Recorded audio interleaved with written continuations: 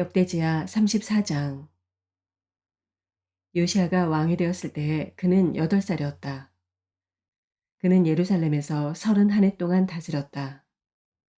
그는 주님께서 보시기에 옳은 일을 하였고 그의 조상 다윗의 길을 본받아서 오른쪽으로나 왼쪽으로 곁길로 벗어나지 않았다. 요시아는 왕이 된 지 8째에 아직도 매우 어린 나이에 조상 다윗의 하나님을 찾기 시작하였다. 그의 통치 12년이 되는 해에는 산당과 아세라 묵상들과 아로새긴 우상들과 부어 만든 우상들을 없애고 유다와 예루살렘을 깨끗하게 하였다. 요시아의 지시로 사람들은 바알 신들을 섬기는 제단들을 헐었다. 요시아는 제단 위에 있는 분향단들도 부수게 하였다. 그는 또한 아세라 묵상들과 아로새긴 우상들과 부어 만든 우상들을 빻아 가루로 만들어서 그 제단에서 제사를 드리던 자들의 무덤에 뿌리고 제사장들의 뼈를 제단 위에 불살라서 유다와 예루살렘을 깨끗하게 하였다. 그는 같은 일을 므낫세와 에브라임과 시므온 지역과 저 멀리 사방이 다 폐허가 된 납달리 지역에 이르기까지 직접 가서 행하였다. 그는 제단들을 헐고 아세라 목상들과 아로새긴 우상들을 빻아 가루로 만들고 온 이스라엘 땅에 있는 분향단도 모두 부숴버리고 나서야 예루살렘으로 돌아왔다. 요시아는 나라와 성전을 깨끗하게 한 뒤에 통치한 지 18째 해가 되는 때에 아살랴의 아들 사반과 마아세야 성주와 요아하스의 아들 요아 서기관을 보내서 주 그의 하나님의 성전을 수리하게 하였다. 이 세 사람은 힐기야 대제사장에게 가서 하나님의 성전에 들어온 돈을 그에게 건네주었다. 그 돈은 므낫세와 에브라임과 북이스라엘의 나머지 지역에 사는 백성과 유다와 베냐민의 모든 백성과 예루살렘 주민에게서 거둬들인 것으로서 성전 문을 지키는 레위 사람들이 모아둔 것이었다. 그들은 이 돈을 주님의 성전 수리를 맡은 이들에게 맡겼고 그들은 또 그 돈을 주님의 성전 수리를 직접 맡아 건축하는 이들에게 주어서 성전을 수리하게 하였다. 그들은 그 돈을 목수와 돌 쌓는 이들에게도 맡겨서 채석한 돌과 도리와 들보를 만들 나무를 사들여 유다의 왕들이 폐허로 만들어버린 건물들을 손질하게 하였다. 그 사람들은 이를 정직하게 하였다. 그들 위에 4명의 감독이 있었다.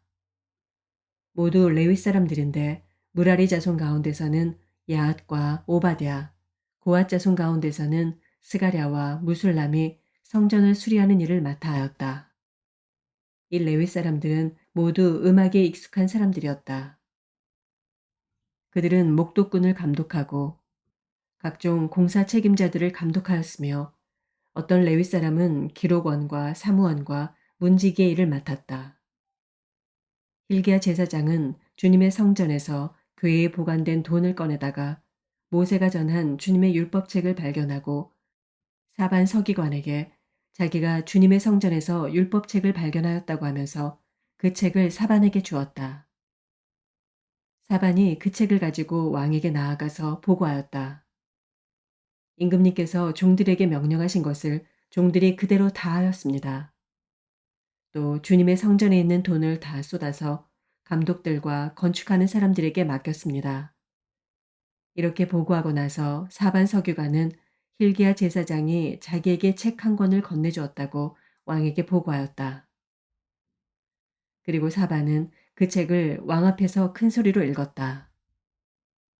왕은 율법의 말씀을 다 듣고는 애통해하며 자기의 옷을 찢었다. 왕은 hil기야와 사반의 아들 아히감과 미가의 아들 압돈과 사반 서기관과 왕의 시종 아사야에게 명령하였다. 그대들은 주님께로 나아가서 나를 대신하여 그리고 아직 이스라엘과 유다에 살아남아 있는 백성을 대신하여 이번에 발견된 이 두루마리의 말씀에 관하여 주님의 뜻을 여쭤보도록 하시오. 우리의 조상이 주님의 말씀을 지키지 않고 이 두루마리에 기록된 모든 것을 지켜 따르지 않았으므로 주님께서 우리에게 쏟으신 진노가 크오. hil기야가 왕의 명령을 받은 사람들과 함께 훌다 예언자에게로 갔다. 그는 살룸의 아내였다. 살룸은 하스라의 손자요 독핫의 아들로서 궁중 예복을 관리하는 사람이었다. 훌다는 예루살렘의 제2구역에 살고 있었는데 그들이 그에게 가서 왕의 말을 전하니 훌다가 그들에게 말하였다.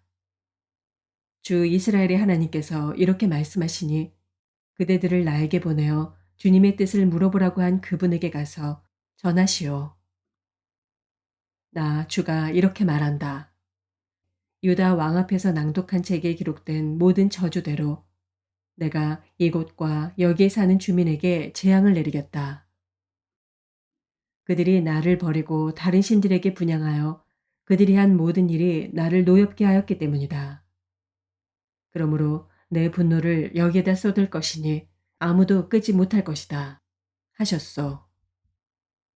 주님의 뜻을 주님께 여쭤보려고 그대들을 나에게로 보낸 유다 왕에게는 이렇게 전하시오. 주 이스라엘의 하나님이 이렇게 말한다. 내가 들은 말씀을 설명하겠다.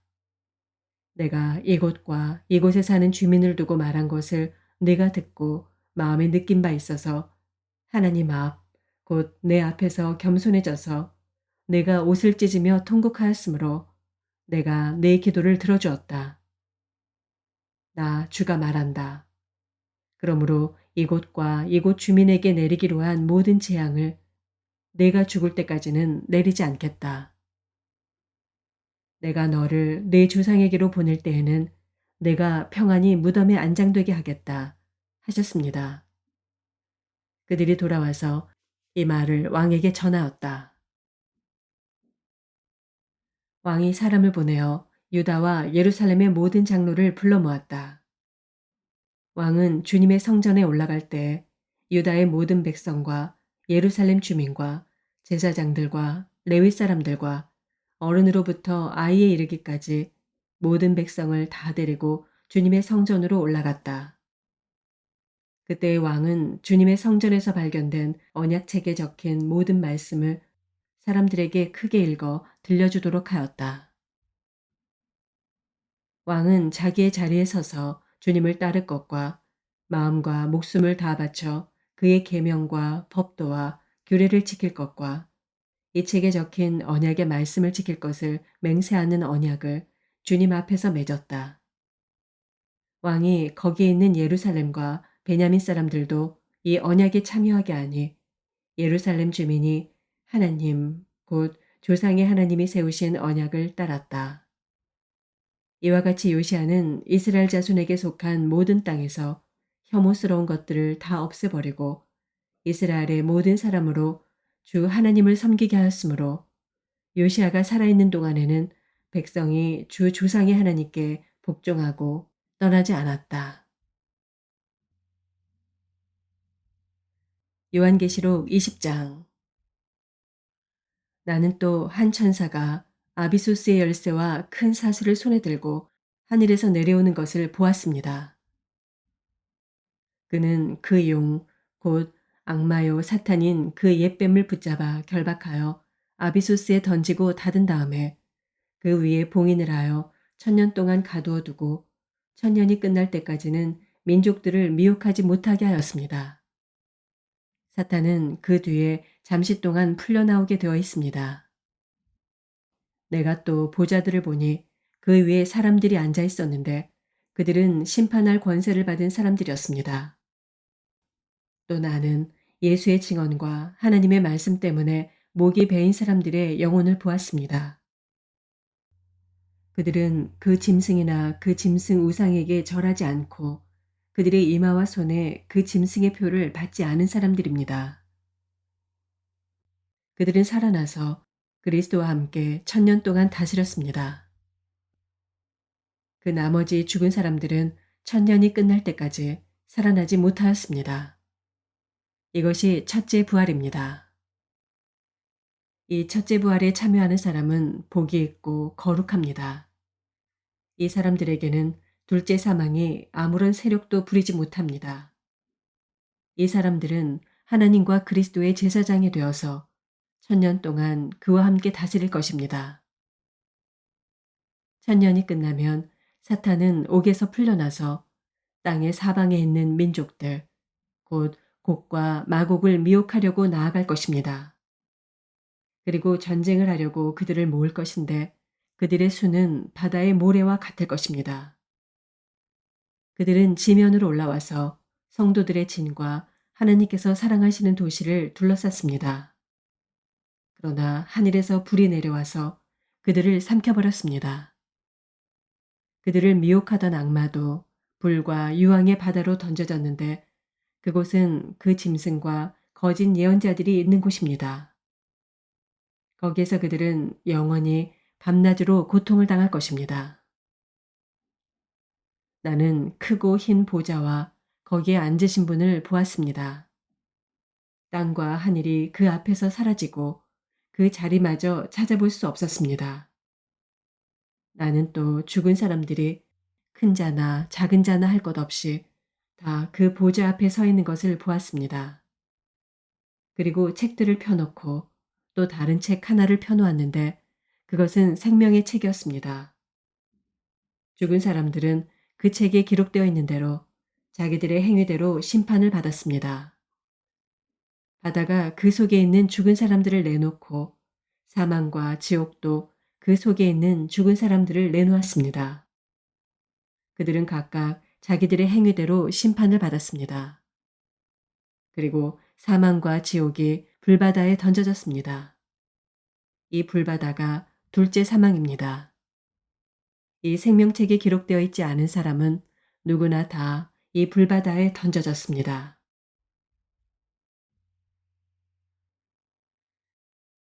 말라기서 2장. 제사장들아, 이제 이것은 너희에게 주는 훈계의 말이다. 너희가 나의 말을 명심하여 듣지 않고서 내 이름을 존귀하게 여기지 않으면 내가 너희에게 저주를 내려서 너희가 누리는 복을 저주로 바꾸겠다. 나 만군의 주가 말한다. 너희가 받은 복을 내가 이미 저주로 바꾸었으니 이것은 너희가 내 말을 명심하지 않았기 때문이다. 나는 너희 때문에 너희 자손을 꾸짖겠다. 너희 얼굴에 똥칠을 하겠다. 너희가 바친 희생제물의 똥을 너희 얼굴에 칠할 것이니 너희가 똥무더기 위에 버려지게 될 것이다. 내가 레위와 맺은 언약을 파기하지 않으려고 이 훈계를 주었다는 것을 그때에 가서야 너희가 비로소 알게 될 것이다. 나 만군의 주가 말한다. 내가 레위와 맺은 언약은 생명과 평화가 약속된 언약이다. 나는 그가 나를 경외하도록 그와 언약을 맺었고 그는 과연 나를 경외하며 나의 이름을 두려워하였다. 그는 늘 참된 법을 가르치고 그릇된 것을 말하지 않았다. 그는 나를 불편하게 하지 않고 나에게 늘 정직하였다. 그는 또한 많은 사람들을 도와서 악한 길에서 돌아서게 하였다. 제사장의 입술은 지식을 지켜야 하겠고 사람들이 그의 입에서 율법을 구하게 되어야 할 것이다. 제사장이야말로 만군의 주 나의 특사이기 때문이다. 그러나 너희는 바른 길에서 떠났고 많은 사람들에게 율법을 버리고 곁길로 가도록 가르쳤다. 너희는 내가 레위와 맺은 언약을 어겼다. 나 만군의 주가 말한다. 그러므로 나도 너희가 모든 백성 앞에서 멸시와 천대를 받게 하였다. 너희가 나의 뜻을 따르지 않고 율법을 편파적으로 적용한 탓이다. 우리는 모두 한 아버지를 모시고 있지 않느냐. 한 하나님이 우리를 창조하시지 않았느냐. 그런데 어찌하여 우리가 서로 배신하느냐. 어찌하여 우리는 주님께서 우리 조상과 맺으신 그 언약을 욕되게 하고 있느냐. 유다 백성은 주님을 배신하였다. 예루살렘과 이스라엘 온 땅에서 추악한 일이 일어나고 있다. 유다 백성은 주님께서 아끼시는 성소를 더럽히고 남자들은 이방 우상을 섬기는 여자와 결혼까지 하였다. 이런 일을 하는 사람은 그가 어떤 사람이든지 만군의 주님께 제사를 드리는 사람이라고 하여도 주님께서 그를 야곱의 가문에서 쫓아내실 것이다. 너희가 잘못한 일이 또 하나 있다. 주님께서 너희 재물을 외면하시며 그것을 기꺼이 받지 않으신다고 너희가 눈물과 울음과 탄식으로 주님의 제단을 적셨다. 그러면서 너희는 오히려 무슨 까닭으로 이러십니까? 하고 묻는다. 그 까닭은 내가 젊은 날에 만나서 결혼한 너의 아내를 배신하였기 때문이며 주님께서 이 일의 증인이시기 때문이다. 그 여자는 너의 동반자이며 내가 성실하게 살겠다고 언약을 맺고 맞아들인 아내인데도 내가 아내를 배신하였다. 한 분이신 하나님이 내 아내를 만들지 않으셨느냐? 육체와 영이 둘 다 하나님의 것이다. 한 분이신 하나님이 경건한 자손을 원하시는 것이 아니겠느냐? 너희는 명심하여 젊어서 결혼한 너의 아내를 배신하지 말아라. 나는 이혼하는 것을 미워한다. 주 이스라엘의 하나님이 말한다. 아내를 학대하는 것도 나는 미워한다. 나 만군의 주가 말한다. 그러므로 너희는 명심하여 아내를 배신하지 말아라. 너희는 말로 나 주를 괴롭혔다. 그런데도 너희는 우리가 어떻게 주님을 괴롭게 해드렸습니까? 하고 묻는다. 너희는 주님께서는 악한 일을 하는 사람도 모두 좋게 보신다.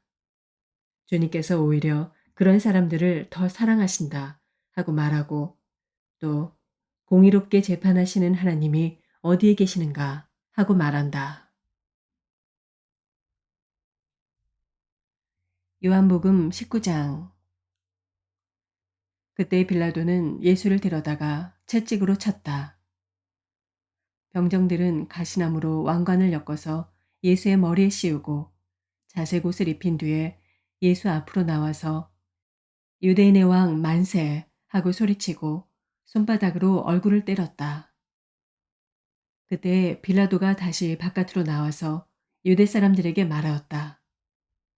보시오, 내가 그 사람을 당신들 앞에 데려오겠소. 나는 그에게서 아무 죄도 찾지 못했소. 나는 당신들이 그것을 알아주기를 바라오.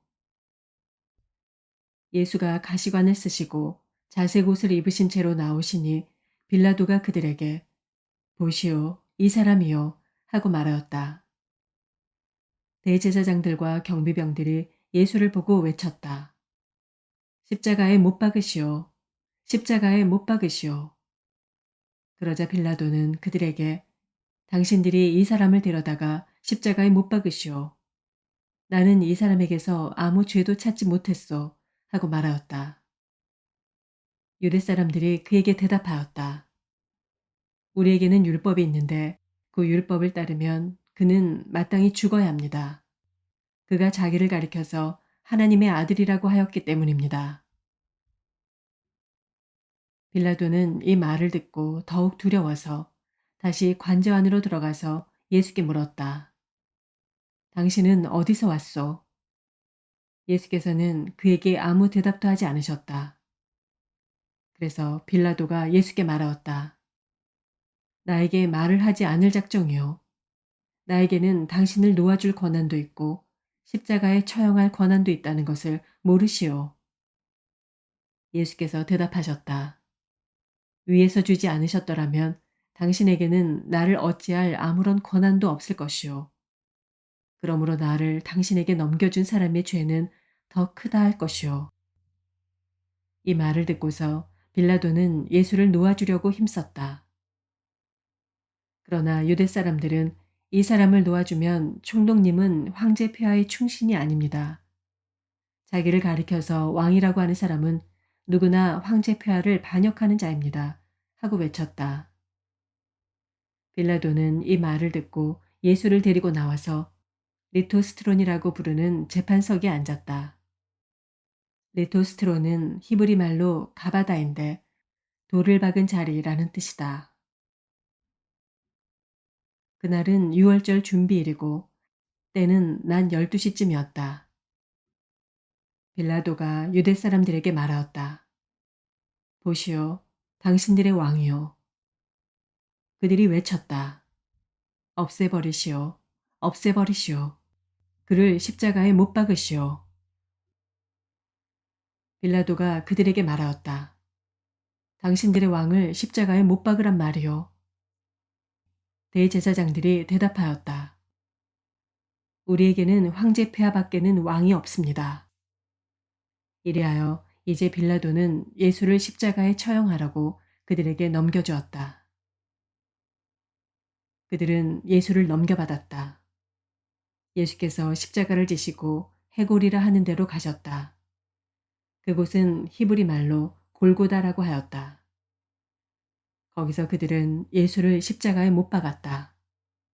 그리고 다른 두 사람도 예수와 함께 십자가에 달아서 예수를 가운데로 하고 좌우에 세웠다.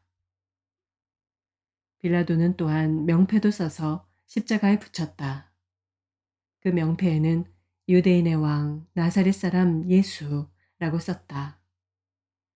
예수께서 십자가에 달리신 곳은 도성에서 가까우므로 많은 유대 사람이 이 명패를 읽었다. 그것은 히브리 말과 로마 말과 그리스 말로 적혀 있었다.